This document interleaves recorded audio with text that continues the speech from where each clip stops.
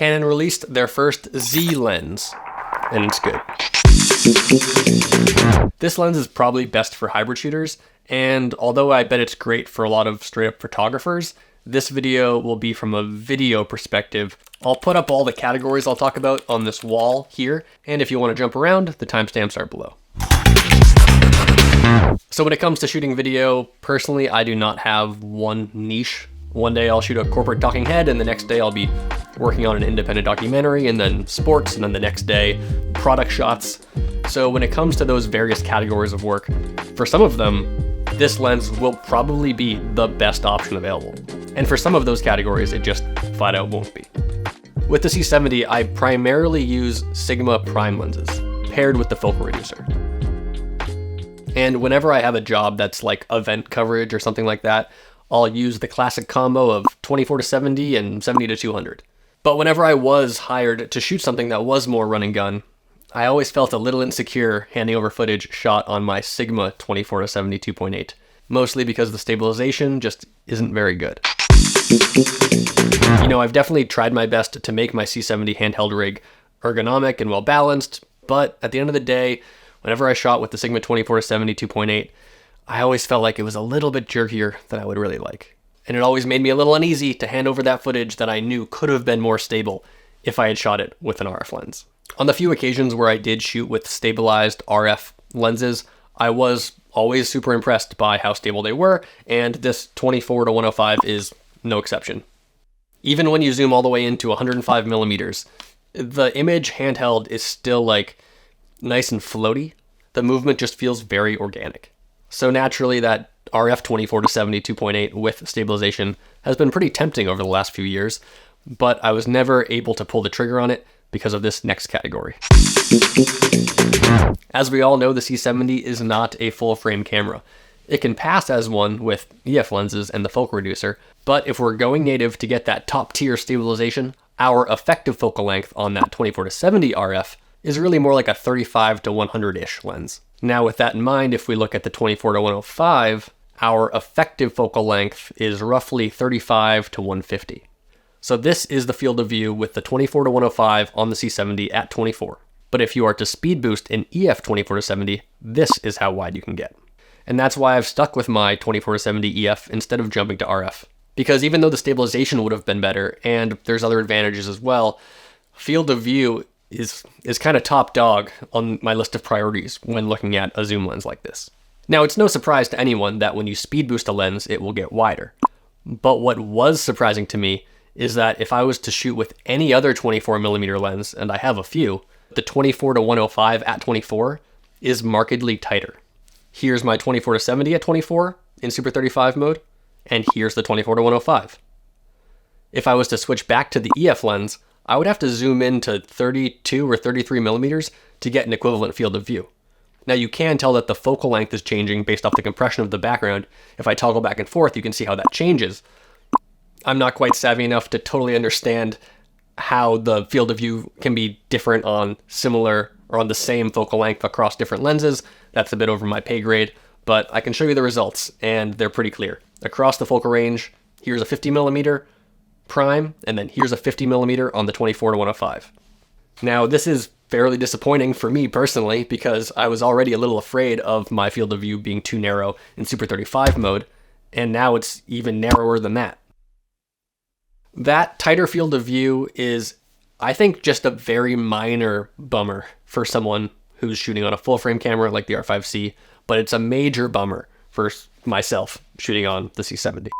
I'm going to fact check myself right here. So I'm working on the edit for the video you're watching right now in this hotel room, and I'm on a job where I'm using the 24-105, and last week I spent a couple days on a doc style shoot, basically exclusively using the 24-105.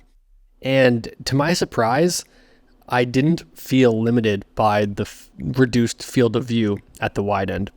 So those tests I ran the first few days I had the lens did kind of scare me a little bit, but then when I brought it in the real world, it just wasn't really an issue. Here's an establishing shot I grabbed on a shoot last week. And when I was rolling on this, I had the thought, like, I know I'm making this lens review, I'd be curious to see how much wider it would be if I threw on my Sigma 24mm prime lens with the standard pass-through adapter, so we're in Super 35 mode. This is the 24-105 zoomed all the way out, and then this is my 24mm prime. Basically the same. You can see that the white sign in the top left creeps into frame when we go to the prime because the field of view is a hair wider, but it's essentially the same shot. Here's another establishing shot of a diner I was filming in, and I did the same test. One of these two is a 24mm prime, and one of them is the 24-105. I think the stabilization kind of gives away which one is which, but the difference in field of view with a shot like this that doesn't have foreground elements is very, very subtle. So then I was thinking, okay, all of these examples are outside where I can take as many steps back as I want, but what if I'm shooting an interior in a small room like my office, which is like 100 square feet, and I'm constrained by how far back I can get by the walls in the space. So I did a test just to see how much of my office I could get in a wide shot on the 24-105. And then I did the same thing with my 24mm prime. And you can see a little bit more of my base creeps into frame in the prime lens, like that's the slight difference. And it is good to know that there's that slight difference in case you are in a pinch and really need to get that last few percentage points wider. But it's really on the margins. However, if you go to a speed boosted 24, then, that's a totally different focal length. Now we're talking like a 17mm equivalent. And that's what I traditionally would have used and now still will continue to use in situations like this when I need to get really wide. So when it comes to wide interiors in constrained spaces, you're going to need a different lens.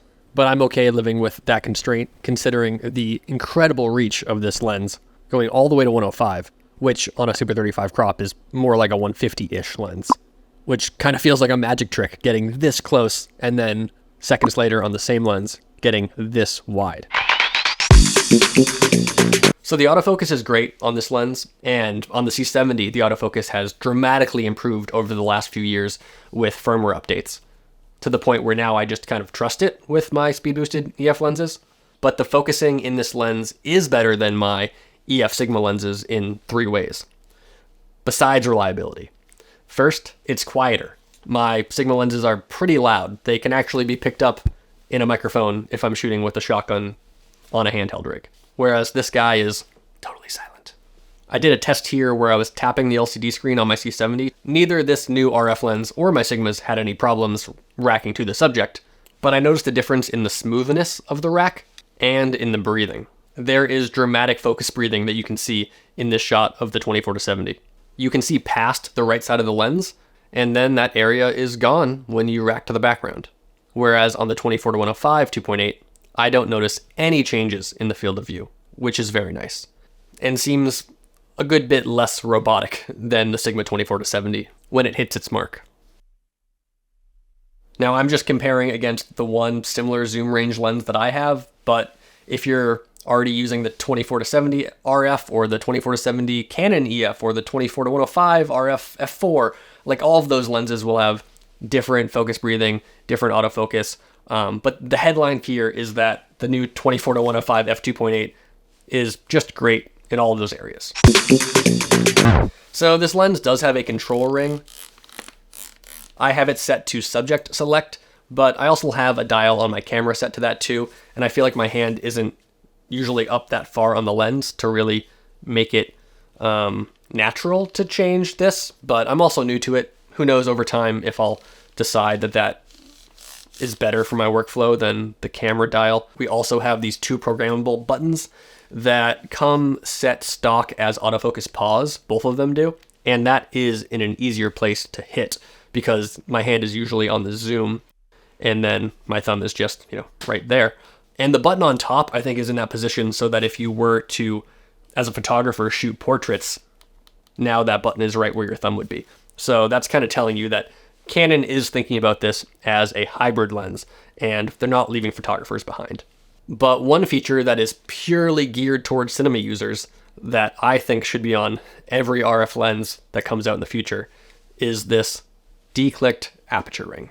I think that this is so nice. Now, you don't have to use it if you don't want to in video mode. You can lock it and just use the old-fashioned dials on your camera. One small caveat, if you do shoot photos as well, this ring only works currently in video mode as of January 2024. For me, It is so nice to be able to smoothly make small adjustments to my exposure via the aperture while I'm recording, because this is the type of lens that is meant for run and gun situations where you're just following the action and rolling.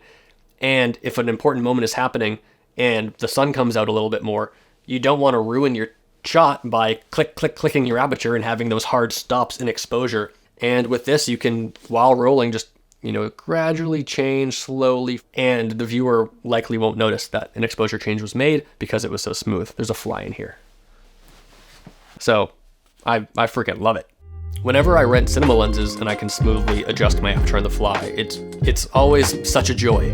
But in 2024, I'm using autofocus all the time, and it's so nice that I don't have to choose between this classically cinema feature and modern hybrid camera conveniences. Based off what I've seen online, the weight and size seems to be what worries people the most. It is bigger and heavier than the 24-70 or 24-105 f4. It's very similar to the EF70-200, but it is a tad lighter. It's also lighter than the 28-70 f2 RF lens. So this is by no means like the heaviest lens in the world, but if you already own a 24-105 RF, this is going to be just about double the weight and size. The one thing that I was curious about in regards to the weight was, is it too big and heavy to use on a gimbal? Because it does telescope internally. Unlike all the other modern RF zoom lenses that are nice to pack up in your backpack, but completely shift their weight when you change your focal length, this one stays the same size. The few times I've tried to use my Sigma 24-70 on my RS3 Pro, it was a pain, because every time I changed my focal length, my balance was completely ruined. So I'm typically using my speed-boosted EF Sigma 24mm lens when I'm using a gimbal. And this lens would be a little bit tighter. It would be closer to a 35 instead of a 24 because of the crop factor, but that could still be a good gimbal range depending on the shot. It's not going to be good for real estate or anything where you need to get ultra wide, but it could still be really useful. So I tried it out, and it works just fine, but it is really heavy. That weight doesn't really bother me that much when I'm shooting handheld, but when you're shooting on a gimbal in lollipop mode like the RS3 Pro, it is really heavy. Even just shooting this, 30-second test in my apartment, I was like, damn, I don't want to use this. I would probably only use that if I was also using a ring grip and an easy rig to manage the weight. It's not too big to physically balance, but it probably is too heavy to comfortably use for long days. And back to the reason why I thought this might make a half-decent gimbal lens in the first place, because it telescopes internally. It's true that it doesn't have as big of an impact on the balance of the gimbal, but it still has an impact on the balance of the gimbal, because even though you don't see the elements inside the lens shifting, of course they are. So you can see here, if I balance the lens perfectly at 24mm and then zoom into 105, it gets front heavy. It doesn't seem to shift the weight enough to require you to rebalance the gimbal, but it's definitely not going to be as smooth as possible and perfectly balanced if you change your focal length. This video does not have a sponsor, but if you want to support my channel, you could consider buying my C70 user guide. It's a nearly 4-hour video course, everything you need to know about this camera in one convenient location, and it's linked in the description if you want to learn more. This adapter, the PZE2, is not out yet. I think it comes out in spring of 2024. This will be useful to some people in some production environments. I'm thinking of people who need to remotely operate a camera in a reality show type environment, where maybe it's a hidden camera and you need to control the focus and zoom with an app, or if it's on a gimbal, on a jib, far away, up high or something. It could also be really helpful if you want a smooth, consistent zoom because you're doing a dolly zoom or some other type of specialty shot where you're actually recording while you're zooming. For the way that I envision myself using this lens, I'm not really drawn to it very much. For me, I like a zoom lens like this because I get various focal lengths, not because I actually want to film the zoom very often. At least not often enough to warrant the cost of basically a whole nother lens. To satisfy my own curiosity, I compared it to my Sigma 24-70 and my Sigma 24mm prime. All three of these shots are at 2.8. I think that all three of these can cut together just fine, but if I'm to pixel peep, I think the prime and the RF are both a notch sharper than the Sigma 24-70. I apologize that I don't have the RF 24-70 to compare here. I just make videos with the gear that I own, that I buy for my own business. So I can't be super thorough in comparing it to other similar lenses. But I can credit some people in the description who have done similar tests, and I believe that the results are that the 24-105 2.8 is a hair sharper than the 24-70 2.8 RF, but they're both in the same ballpark of just super high quality modern Canon class. So I put it out to all of you guys on Instagram to see if you had any questions about this lens, and I got a few, so I'll just go through those quickly now. First up, is it a big change going back to a crop now that you aren't using the speed booster? Yes. Actually, the corporate job that I was traveling for yesterday, I shot some interviews with the 24-105 wide open at 2.8 at around a 50 millimeter or so. And I feel like the interviews I shot could have benefited from a shallower depth of field because the location we were filming in wasn't that beautiful. The client was happy with how it looked, but it was a good lesson that just because this lens is fast enough for most things doesn't mean it's going to replace my actual fast glass for times when I do want to get really shallow. Just how versatile is it? Is it the one and almost done lens we're hoping for? I really like that wording. It's definitely not a one and done lens, but it is exactly that, a one and almost done lens. The almost being when you need to get really wide on a crop body or when you need to get really shallow. In your opinion, how does the weight of the lens feel on the C70? Is it noticeable? It's noticeable. Yes, another perfect wording. It's noticeable. It's not problematic, but it's noticeable. What sucks about it? I don't think I would say anything actually sucks about this lens. How much longer physically is it than the 24-70? Can it fit up and down in a Pelican 1510? Absolutely not. I'll show you a video here. I have a horizontal section for my EF 70-200 f4, and this lens is both longer and wider than that lens, so I will actually have to rejigger my Trek pack if I want to fit this in there. Is it wide enough for indoor shooting? This is kind of the crux of the main section of this review. No, it's not. That is what I came to. That's the question I came to after testing it in the real world, and the answer I came to is no. That's the most common use case where you're going to need another lens if you're using this with the C70. Unlike most gear investments that depreciate rapidly, I imagine this lens will age like fine wine as Canon finally releases full-frame cinema cameras and Red continues to release full-frame RF cine bodies as well. This lens will just become more and more useful than it already is on the C70. As of making this video, I've only had the pleasure of using this lens on 2 actual jobs. I imagine I'll be using it a lot in the coming weeks and months ahead, so subscribe if you're interested in a follow-up review, because I can't imagine I won't have more things to talk about after putting this thing through its paces. If there's any category I didn't get to that you're interested in, please let me know in the comments and I'll see if I can get to it in the follow-up video.